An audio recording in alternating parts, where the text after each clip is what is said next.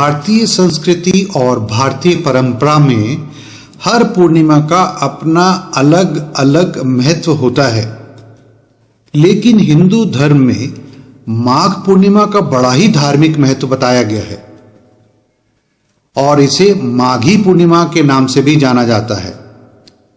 मान्यता के अनुसार इस दिन संगम प्रयाग पर स्नान और ध्यान करने से मनोकामनाएं पूर्ण तो होती ही हैं, साथ ही मोक्ष की प्राप्ति भी होती है।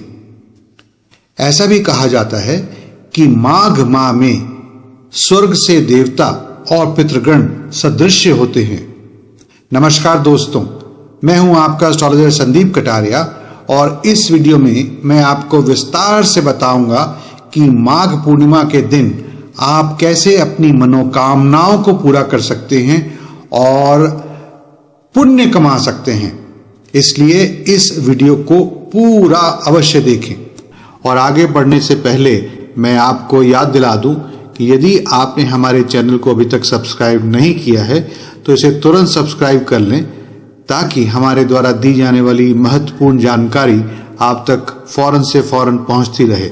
साथ ही ये वीडियो अगर आपको पसंद आता है तो इसे जरूर लाइक करें और अन्य लोगों तक इस जानकारी को पहुंचाने के लिए शेयर करें।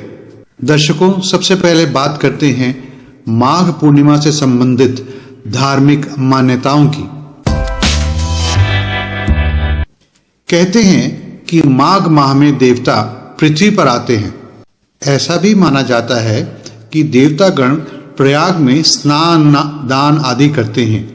देवता मनुष्य रूप धारण करके भजन सत्संग आदि भी करते हैं और माघ पूर्णिमा के दिन सभी देवी देवता अंतिम बार स्नान करके अपने अपने लोकों को प्रस्थान करते हैं। इसलिए ज्ञानियों का कहना है कि इस दिन अनेकों तीर्थ, नदी, समुद्र आदि में प्रातः स्नान, सूर्य अर्घ्य, जप, तप, दान आदि से सभी देहिक, देविक एवं भौतिक तापों से मुक्ति मिल जाती है। ब्रह्म वैवर्त पुराण में उल्लेख है कि माघी पूर्णिमा पर भगवान विष्णु गंगा जल में निवास करते हैं। अतः इस पावन समय गंगा जल का स्पर्श मात्र भी स्वर्ग की प्राप्ति देता है।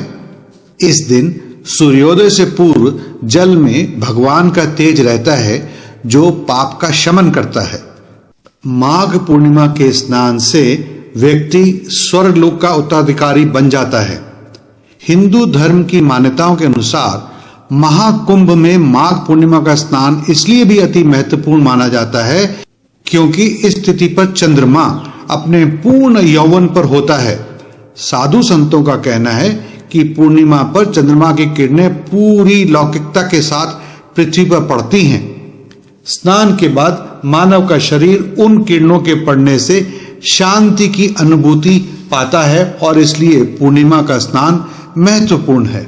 और आइए अब बात करते हैं माघ पूर्णिमा वाले दिन यज्ञ, तप और दान का महत्व। इस दिन किए गए यज्ञ, तप और दान का विशेष महत्व होता है।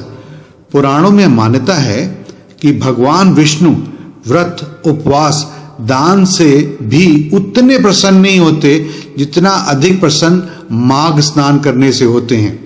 इसलिए माघ पूर्णिमा के दिन भगवान विष्णु की पूजा की जाती है। भोजन, वस्त्र, गुड़, कपास, घी, लड्डू, फल, अन्न आदि का दान करना पुण्यदायक माना जाता है। तिल के दान का तो इस माह में विशेष महत्व माना गया है।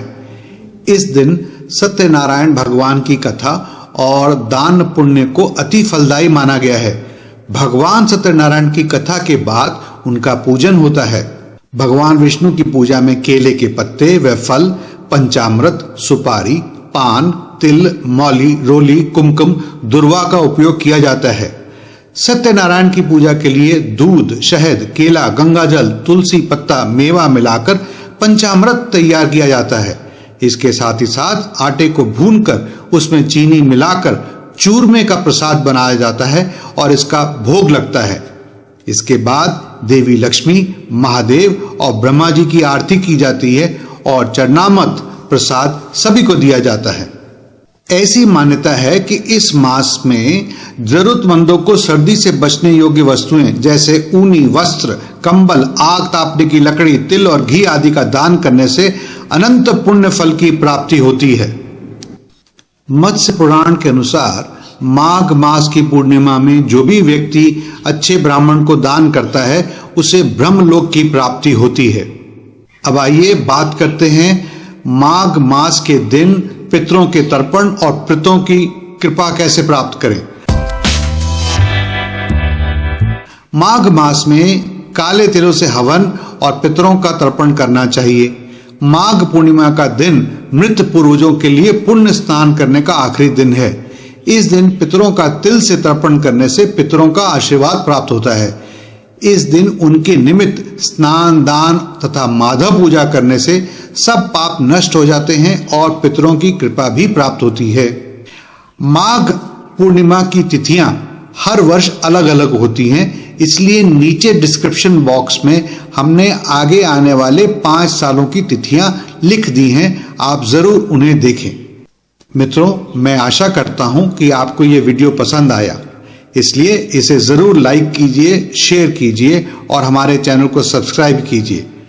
मित्रों, हमें आपके सुझावों का इंतजार रहेगा, इसलिए कमेंट बॉक्स का भी इस्तेमाल करें और अपने विचार हमारे साथ साझा करें। इस वीडियो को देखने के लिए आपका बहुत बहुत धन्यवाद।